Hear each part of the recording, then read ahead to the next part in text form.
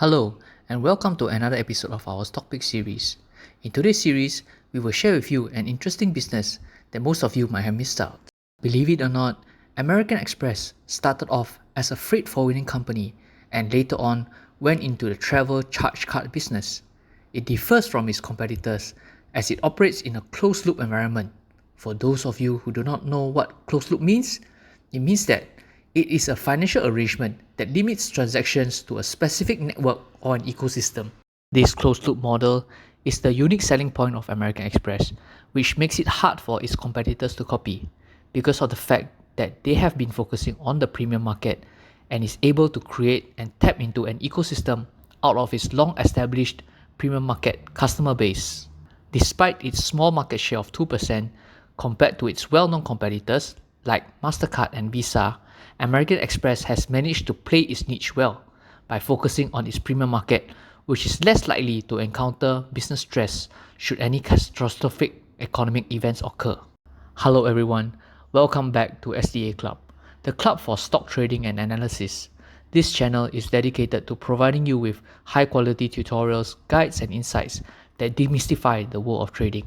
Join us as we will share more trading secrets and valuable insights.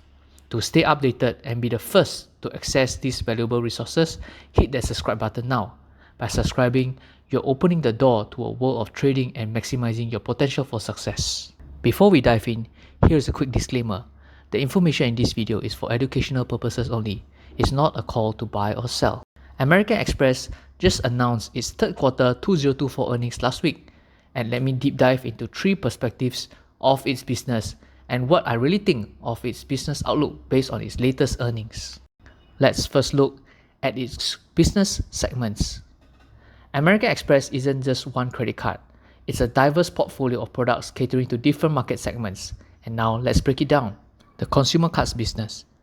These are the cards that you might have in your wallet, like the Blue Cash Everyday or the Gold Card.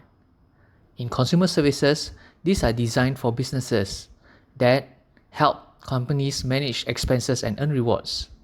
International card services, these cards are designed for international travelers and expats and come with features such as travel insurance, concierge, travel services and currency exchange.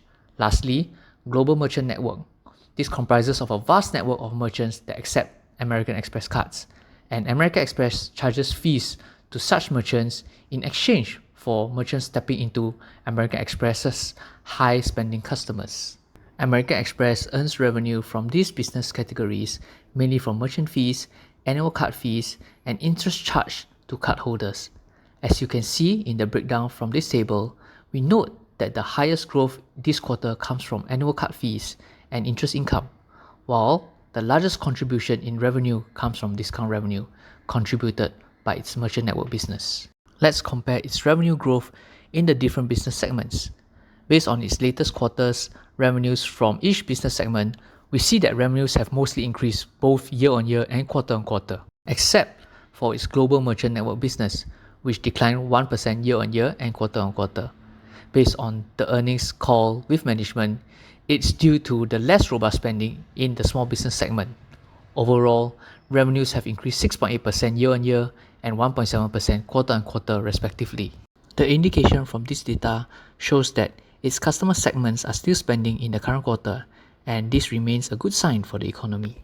Now, let's talk about a key metric that banks and credit card companies live by, net interest margin or NIM. So what is NIM? It's the difference between the interest that American Express earns on its loans and the interest it pays out on deposits expressed as a percentage. For American Express, a healthy NIM indicates effective pricing on their credit products, successful management of its interest rates, and strong profitability in their lending operations. A higher NIM generally suggests that American Express is more profitable in its core lending business. Here, we can see from this table that net income mostly increased year-on-year and quarter-on-quarter, with a significant increase in its international card services business, with a 14.95% growth year-on-year and 56.9% growth quarter-on-quarter respectively. Overall, net income grew 5.8% year-on-year but declined 6.5% quarter-on-quarter, likely due to increased engagement expenses incurred in the third quarter. Net interest margin is currently 26.11%, which is a decline if we compare to the previous quarter. Finally, let's look at the third perspective of American Express business. This will be a cluster of indicators that paint a broader picture of American Express's performance. We look at the loan book growth. This shows how much American Express lending portfolio is expanding. A growing loan book often indicates increasing market share and customers' trust. Based on my findings from American Express presentation reports, we can see that total loans in Q3 2024 grew 50% year-on-year, which is about the same as Q2 2024. However, if we compare to 2023, we notice that for two consecutive quarters, both Q2 2024 and Q3 2024, the pace of growth has slowed. The slowing pace of loan growth might be due to the wait-and-see approach to the Fed's interest cut moves. Let's now look at bad debts, another key indicator of American Express performance that could indicate loan book stress. From this table, we can see that the Q3 2024 more than 30 days past due rate is consistent with the previous quarters and is lower than the pre-pandemic era. The net write-off rates have also come down slightly to 1.9% in Q3 2024. From the data, we see that the management at American Express is putting in effort to ensure that its bad loan rates remain low and consistent. A good framework on managing its bad loans will minimize the likelihood of a catastrophic failure should the global economy decline. Let's look at provisions. So what is provision? Provision typically refers to an amount set aside to cover potential future losses or liabilities. In this table, we note that the total provision for Q3 2024 has increased 88 million or 7%. This increase was due to an increase in the reserve build in anticipation of an increase in bad cardholder loans.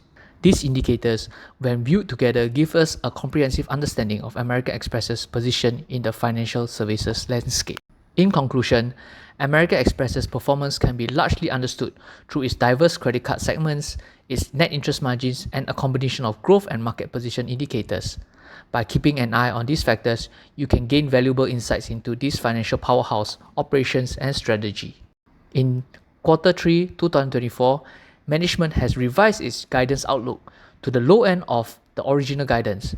Revenue growth is forecast to grow at 9%, with an earnings per share upgrade of 13.75 to 14.05 range from its original forecast, and this includes a one-off gain from its divestment of its fraud prevention business, Certify.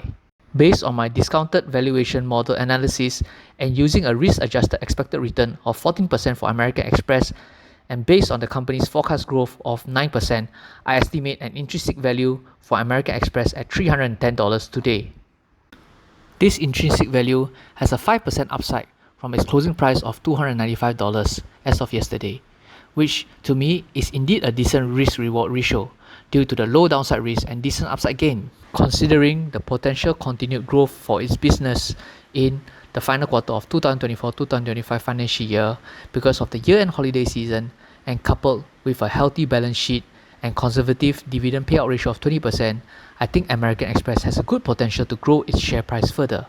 Therefore, hope you enjoyed today's Stock Pick series and see you in my next episode. Goodbye!